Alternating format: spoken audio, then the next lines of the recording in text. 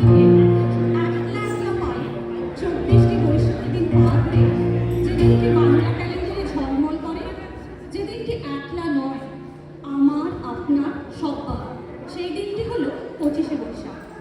যে মানুষটা জন্ম থেকে ঠাকুর, তাকে পূজা করা ছাড়া আমাদের গত্যন্তর নেই। তিনি আমাদের মৃগিত প্রাণীর দেবতা। তাঁর পূজার জন্য লাগে না নির্দিষ্ট কোনো দিন। তাই গঙ্গা জলে গঙ্গা পুজো করার মতো তার গান, গল্প আর কথার মালা সাজিয়ে বেঙ্গলি কালচারাল সোসাইটি রেডিংয়ের নিবেদন যাত্রা পথে আনন্দ গান। মূল ভাবনা ও নির্দেশনায় শ্রীমতী রত্না ঘোষ, হারমোনিয়ামে বিদিশা, সাথী, সুদীপা, গিটারে আজমত, পার্কাশনে প্রিয়াঙ্কা, শুভায়ন, সঞ্জয়, শ্বেতা, মন্দিরা, গানে অদিতি, অভি, অনন্যা, শ্বেতা, ফারহানা, নবমিতা, সুদীপা, দীপান্বিতা, প্রিয়াঙ্কা সেনগুপ্তা, প্রিয়াঙ্কা চক্রবর্তী, শামিমা, সর্বাণী, বিদিশা ও সাথী। সঙ্গে ভাষ্য রচনা ও পাঠে আমি শোভা। অনুষ্ঠানের শুরুতে আমরা শুনে নেব পূজা পর্যায়ের একটি গান, আগুনের পরশমণির ছোঁয়াও প্রাণে।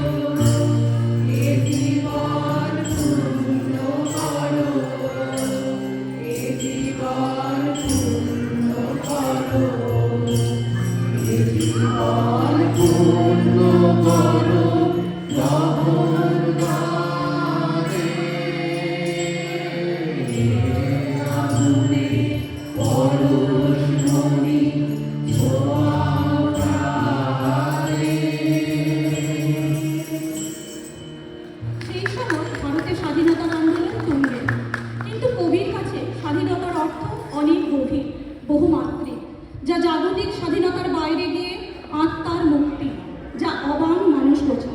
সালটা 1926। কবি তখন জার্মানির নুরেমবার্গে। রচনা করলেন আমার মুক্তি গানের সুরে।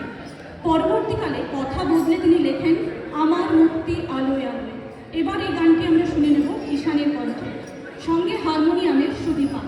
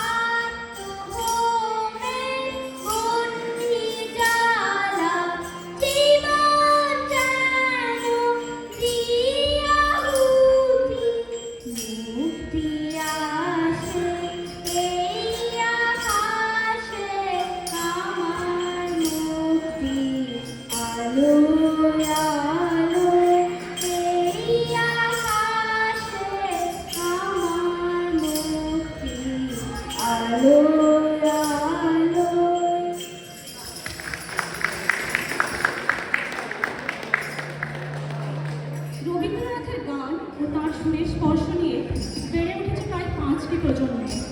তার গান নিছকই কথা ও সুরের মেলবন্ধন নয়, তারও ওপরে গিয়ে বোধের বিষয়, উপলব্ধির বিষয়। রবীন্দ্রনাথ যেমন একদিকে উপনিষদের জ্ঞানের গভীরতা আত্মস্থ করেছেন ও প্রকাশ করেছেন জ্ঞানের ভাষায়, তেমনি গানের সুরে নিয়েছেন বাউল সুরের সহজিয়া চলন। এই দুই ধারার মিলনে সৃষ্টি হয়েছে এক বিশ্বজনীন গভীর আত্মিক সঙ্গীত চেতনা, যেখানে ঈশ্বর, মানুষ, প্রকৃতি, জীবন ও মরণ অলক সুতোয় গাথা। এবার শুনব রবি বাউলের এদিন আজি কোন ধারে গো সমবেত কণ্ঠে।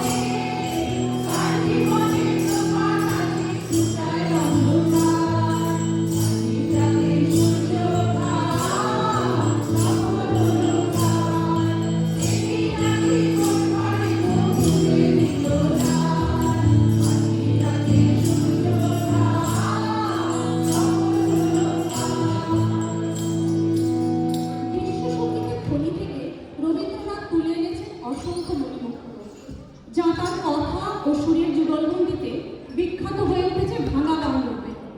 1885 সালে Irish song dream to me only থেকে উদ্বুদ্ধ হয়ে কবি রচনা করেন কতবারও ভেবেছিলাম। এবার আমরা এই গানটি শুনবো বিদিশার গান।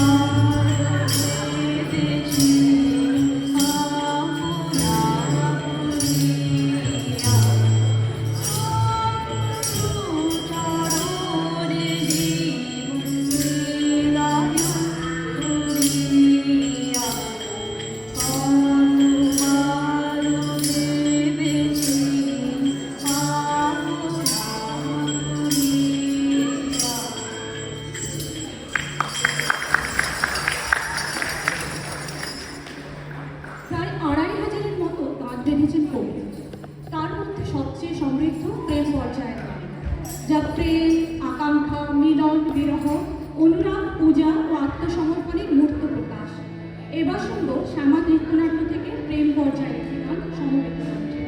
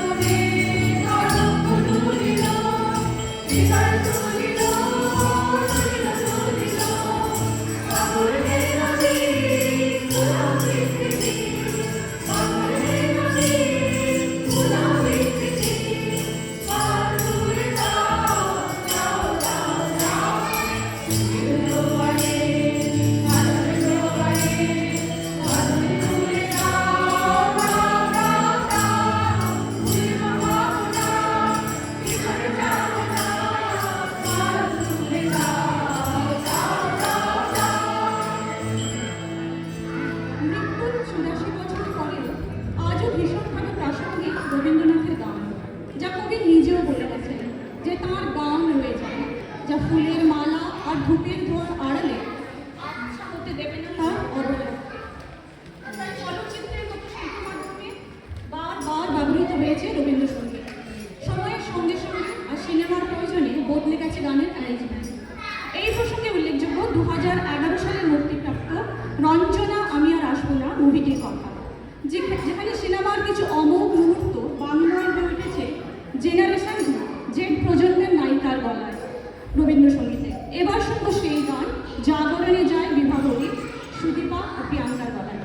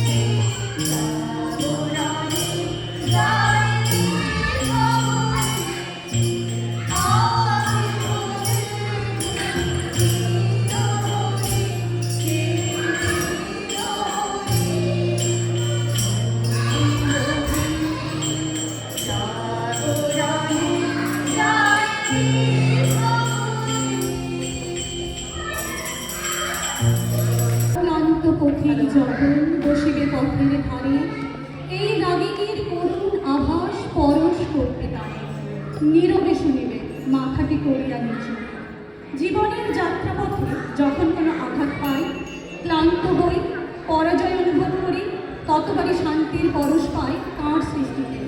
তার গান বাদল বায়ু হয়ে ফুলে ফলে ভরিয়ে তোলে আমাদের মনোবিকারকে।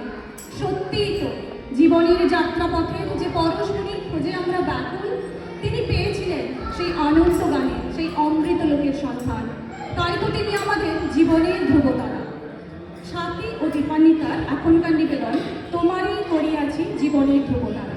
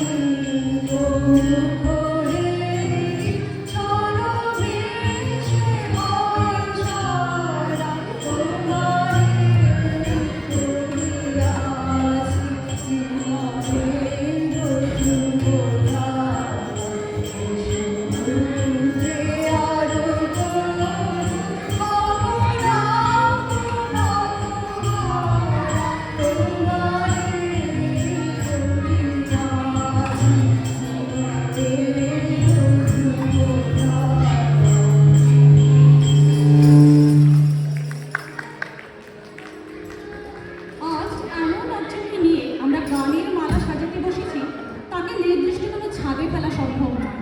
তিনি একাধারে কবি, ঔপন্যাসিক, ছোট গল্পকার, চিত্রশিল্পী, সুরকার, তিনি গায়ক, তিনি বিপ্লবী, তিনি স্রষ্টা, তিনি প্রবন্ধকার, তিনি আমার আপনার একটা দিনের সঙ্গী, তিনি সাধক, তিনি নিভৃত প্রাণের দেবতা, তিনি প্রাণের আরাম, আত্মার শান্তি, তিনি পরশমণি।